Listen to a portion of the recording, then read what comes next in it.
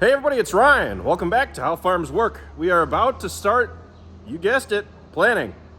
So today is April 26th, and it's been a cold, wet spring. We've got 2 days where they're calling for decent weather. Although last night it was cold, it was 30 degrees overnight. The ground has reached conditions to where we can start planting beans. So we are starting with beans instead of corn. The planter's loaded up and all ready to go. We're going to start across the road from the main farm here. The big thing is the forecast. They're calling for rain on Tuesday or Thursday, and rain every other day. That just graphite? It's Inoculant too? Inoculant and graphite, yep.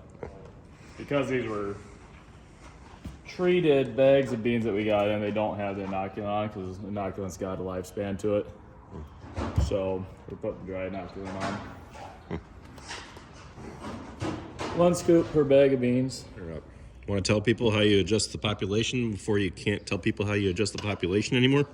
So what you do is that I just put my phone away because I cheat and I don't have the piece of paper anymore that says the different planting rates that I can set these sprockets for, because each one of these sprockets down here, if the light was on above us, you could probably see, oh yeah, I got my camera or my light. So each of these sprockets has a different amount of teeth on them, and each sprocket combination equals a different seed population, which is seeds per acre. And what I'm going through and setting the soybeans for is for 115,000 seeds per acre. That is not a set rate we do across everything. We're just aiming for the particular variety, and the field that we're heading to is generally 110,000, but because the ground is a little chilly and we can't put jackets in every little one of these soybean seeds, our agronomist is recommending that we pump up the population a little bit to give it a little bit more of a kicking and screaming fighting chance. We're not a big fan of soybeans around here. I was asked that a while back, why do we see soybeans as a necessary evil? Because largely off preference, if we had the option to plant nothing but corn, we would, just because planting is a little bit more straightforward. I mean, you actually have a wider range of margin for error with soybeans, but with corn, logistically, it's a little bit easier, a little bit more straightforward. A lot easier to get a consistent yield with corn, because with soybeans, we're giving them the best chance that they have when we put them into the ground every spring. But with corn, we can tweak all the many different variables throughout the season to try to boost yield or lose yield. And generally it shows at the end of the season with corn. With soybeans, that is such a challenge to try to know whether or not everything you're doing at the end of the year, throughout the year, is actually creating yield or if you're just losing it. So, big point in case last year, we wanted to be harvesting soybeans at 12%, because somebody over there was saying, if you're harvesting at, we harvest some at 8%, soybeans at 8% last year, and somebody over there was saying that you're losing, tens of thousands of bushels. I exaggerate for effect, but you lose yield because you have that much less water in the soybeans when you're selling it. And is it significant? Over a grand scheme, probably.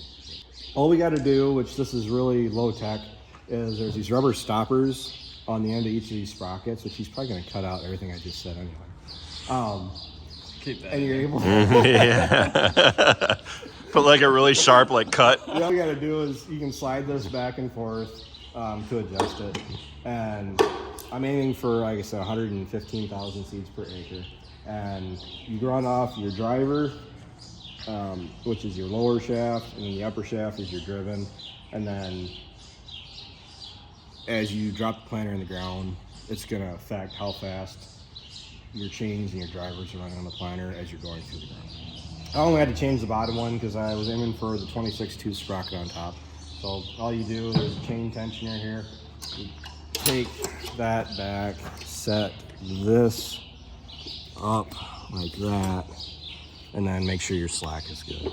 So that's all it is. And then because we haven't ran the planter yet, everything is going to be kind of stiff from sitting all winter and Might be squeaky.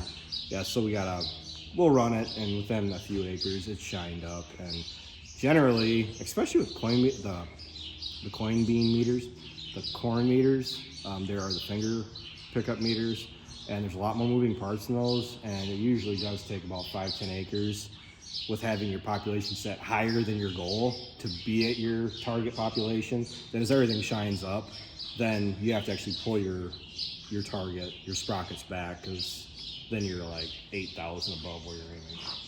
That's one of the nice things about running your meters too before you plant, because if they go on a test stand, they will be shined up and ready to go. And how often should you be putting your meters on a test stand?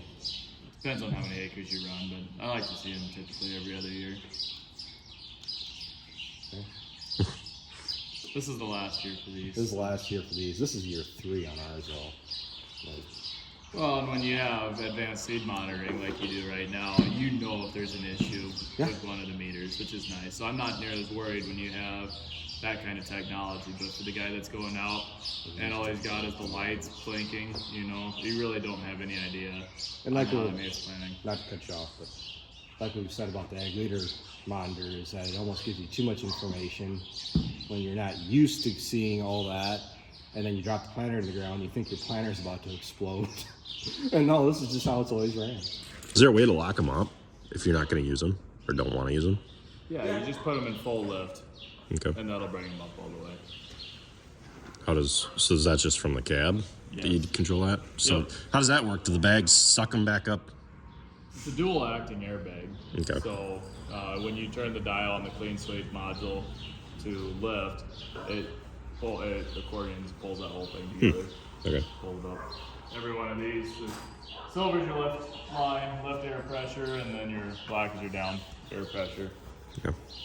So I say, you know, go down there, make a pass, see what it looks like, you know, make the adjustments as needed. I think by pass 3 we should have it. The one aspect about go down and make a pass, the one was a cardinal rule that you did not say is that when you go to make the trial pass for the year, is you always make sure it's on the Right next to the part road. of the farm. Yeah. Where you don't have to look at it all year. If it comes from me, people do it right by the road on purpose so I can see. For the rest of the summer.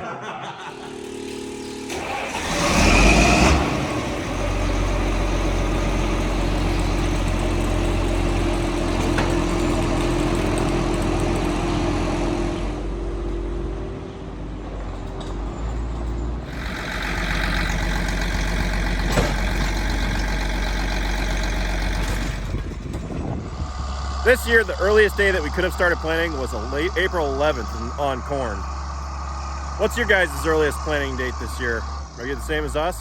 And what day are you getting started, or did you start planting? Let me know in the comments below.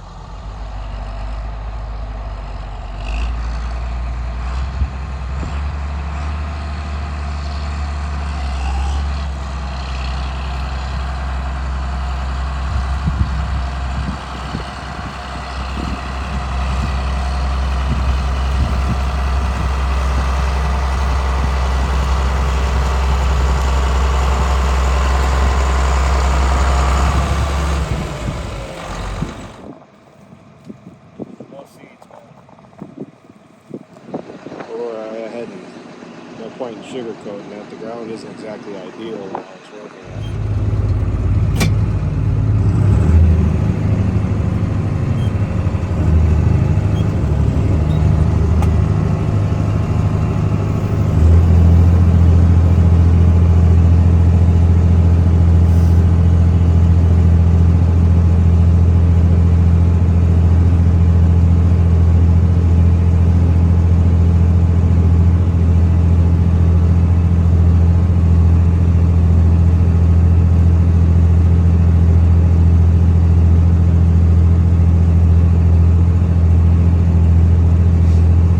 Row 2 just got shined up.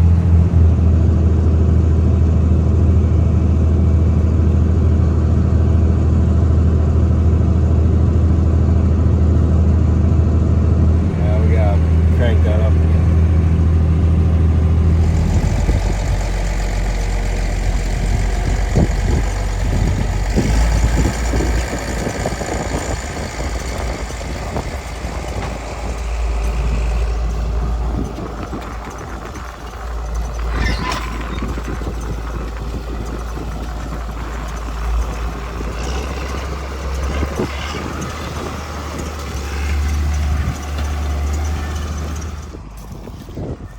being on top of the ground right there.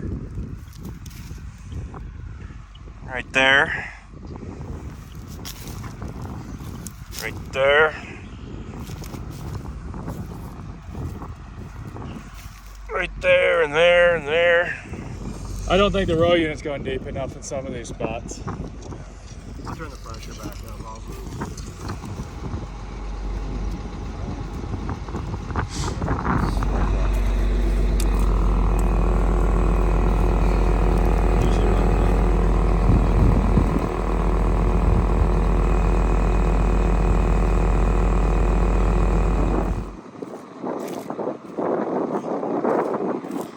Turn the pressure up, help. Yeah, and then the steering controller just found mistakes. We calibrated it twice. The first calibration didn't work because we didn't have enough room. This is your stereotypical, just making sure everything is where you want it. So, Can you see that the wave's doing anything? a little bit, actually. I mean, we had bean seed here, but going through, I don't know if it was just a coincidence, because the first few I picked up out of that row. For my soybeans, I'm planting them at 1.5 inches down. So there's undisturbed right there. And then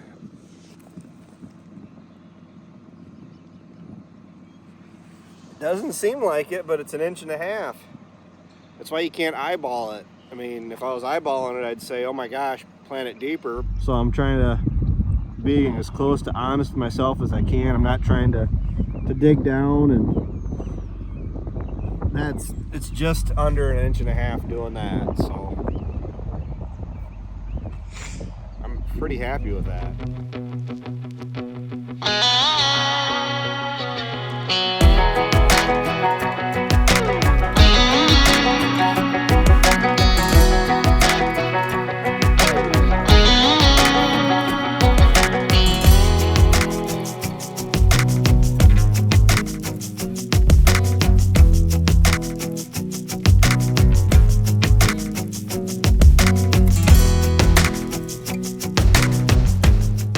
The planter's now all set up and ready to go.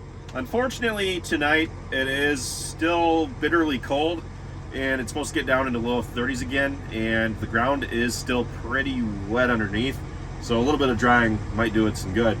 But that's enough with the planter for tonight. Travis is going to get started in the morning and really try to get some stuff planted, and then the day after tomorrow they're calling for rain again. So hopefully there's not a lot of rain, but once you start planting a little bit, you know, it actually does the crop some good to get things kick-started. But to finish this video off, I'm going to be doing some VTing to try to get ahead tomorrow.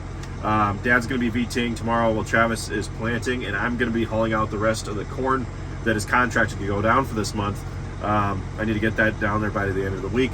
So I've got 5 loads to take down, which is going to be a full day and probably one more load. But then I shouldn't really have to worry about hauling quite as much. So to get ahead of Travis in the morning, since Dad does have to work overnight tonight and he'll be VTing tomorrow, I just did the strip back by the bins. I'm gonna VT this chiseled strip behind the silos here to try to get ahead of the planter. So what do you say we finish this video off with some VTing? That's all I really have to talk about in this video. Thanks for watching, guys. Be sure to check out all of our other videos. Be sure to like, comment, and subscribe, and be sure to follow us on Facebook, Instagram, Twitter, and Snapchat. All how farms work. And with that, I'll see you next time.